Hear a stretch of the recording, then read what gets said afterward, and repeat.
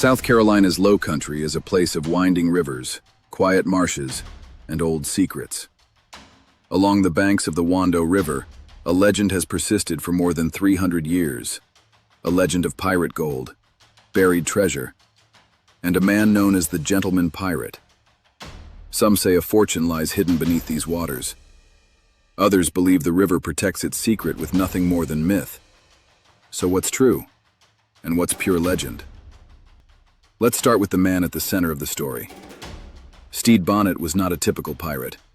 He was born into wealth in Barbados, a plantation owner, educated, well-connected.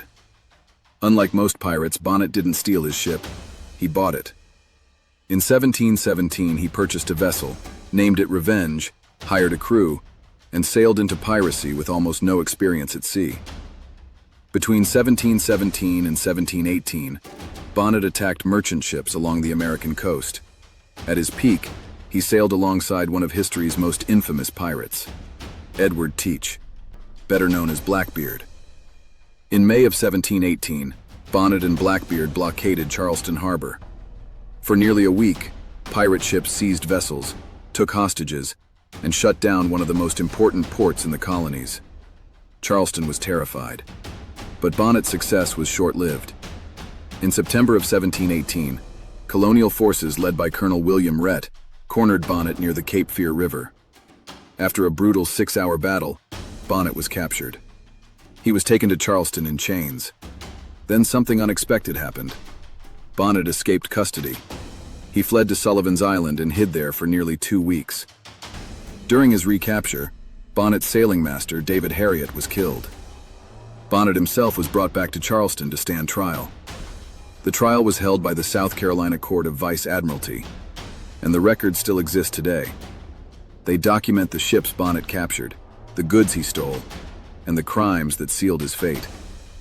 On December 10, 1718, Stede Bonnet was hanged at White Point, at the southern tip of Charleston. His execution was meant to end piracy in the region. And that's where documented history ends. Everything after this point belongs to legend. According to local folklore, Bonnet buried a large cache of stolen treasure before his capture. Some believe it lies along the Wando River. The river connects inland waterways to Charleston Harbor and was a known trade route in the early 1700s. Its marsh islands, hidden creeks, and shallow banks make it the perfect setting for a treasure story. Some say the gold is buried on an island. Others claim it rests beneath the riverbed. A few even whisper about a ghost ship appearing in the mist. It's a powerful legend. But when we return to the historical record, the story changes. The trial transcripts mention no buried treasure, no hidden chests, no recovered gold from the Wando River. The goods Bonnet was charged with stealing were everyday cargo: molasses, sugar, trade supplies. Historians agree on one thing. There are no confirmed historical accounts of Stede Bonnet hiding treasure anywhere in South Carolina. That doesn't mean pirates never used the Wando River. They did. The river was part of a navigable network used by traders, smugglers, and pirates alike. But using a river and burying a fortune in it are not the same thing. When we compare this legend to cases with real evidence, the difference is clear. Blackbeard's flagship, the Queen Anne's Revenge, was discovered off the coast of North Carolina in 1996. Archaeologists recovered cannons, weapons, and tools. Physical proof. For the Wando River treasure, no such evidence exists. What remains is a legend built on real history. Stede Bonnet was real. His crimes were real. His execution was real. And the Wando River was absolutely part of Charleston's maritime world. But the treasure itself appears to be a much later invention, a story shaped by imagination, folklore, and the timeless appeal of lost pirate gold. So does that mean there's nothing hidden along the Wando River? Maybe. Or maybe something was hidden and simply never meant to be found.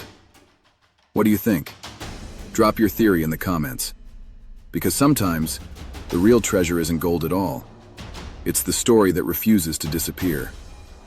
If you want to explore more lost American treasure legends and uncover what history actually says, subscribe for more. Some stories are true, some are myths, and some live forever in the space between.